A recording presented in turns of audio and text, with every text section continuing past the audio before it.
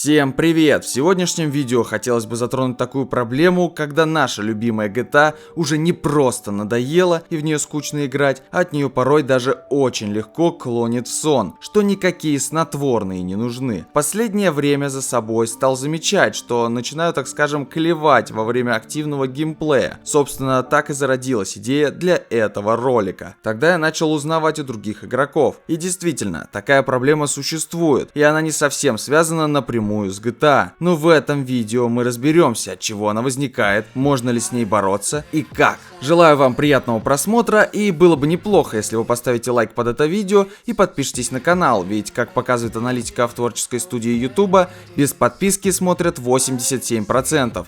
Для вас это пару кликов, а для меня это мотивация делать больше и лучше видосы. А теперь, когда вы поддержали это видео своим лайком, вернемся к его теме. От чего же хочется спать во время игры в GTA Online? Одна из самых популярных версий не без причин является рутинность заданий. И да, так было всегда. Вот на примере GTA 3 можно заметить схожесть с концепцией заданий GTA 5. Это, так скажем, универсальная формула Rockstar.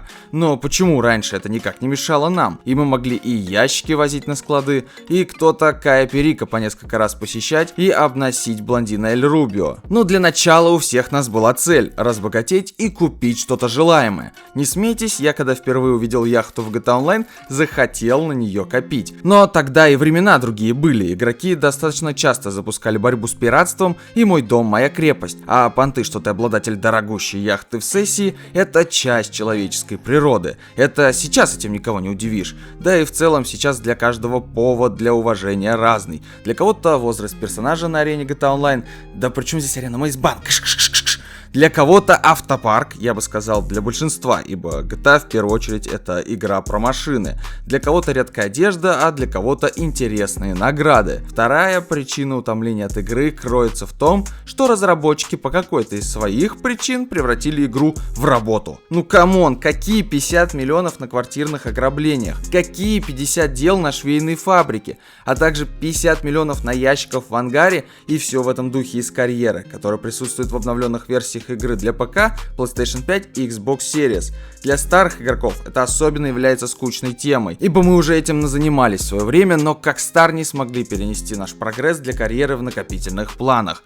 Они даже заново предлагают пройти элитки для судного дня. Также одной из причин является то, что GTA 5 уже почти 12 лет, а также в следующем году ожидается 6-я часть. И отсюда, соответственно, вытекает переигранность в данный тип игры. А ведь у GTA так и не появилось достойного конкурента в ее тематическом жанре. Да, киберпанк по-своему хорош, но он не может полноценно заменить наш любимый рокстаровский продукт. Можно ли бороться с этим? Да, не всегда это, конечно, будет эффективно, но на фоне общих проблем, а также если есть желание играть, но при этом скучно. Ну, знаете, когда такое по дороге домой думаешь, вот сейчас приеду, покушаю и зайду в GTA-шку. А когда доходит до дела, то уже как-то и неохота. Но изначально желание ведь было, а значит можно его вернуть. Просто не нужно делать из своего геймплея рутину. Надо не просто разбавлять свой контент другими активностями в игре, но иногда и устраивать так называемый отдых от GTA-шки. Дальше поможет не столь игровые механики, но возможности, которые можно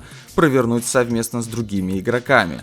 Отсюда мы переходим к лечению усталости от GTA и попытке подарить ей вторую жизнь, если это нужно. Ну а если нет, то стоит попроходить другие интересные для вас тайтлы. А если таких нет, то тогда сконцентрируйтесь на более реальном досуге. По-мемному, выйдите, потрогайте траву. Ведь, как я говорил в одном из видео, надоело играть в GTA Online, удалите ее. А там, спустя время, к примеру в октябре, появится желание играть в игру вместе с хэллоуинским контентом. Я бы, к примеру, был бы не прочь повыживать на Кая Перика, борясь против местной нечисти. И нет, я не про охранников Эль Рубио. Так, как вернуть желание играть здесь и сейчас? Один из вариантов, которые позволяют не засыпать в игре и выделять нашему организму необходимые гормоны, чтобы в дальнейшем получать удовольствие от проведенного времени в игре, это поставить челленджи, которые будут выполнимы для вас, но при этом создадут достаточно сложности, чтобы погрузить вас в игру. И нет, не додж-челленджеры, а челленджи испытания. К примеру, недавно я нашел желающих помочь мне с карьерой лоурайдеров.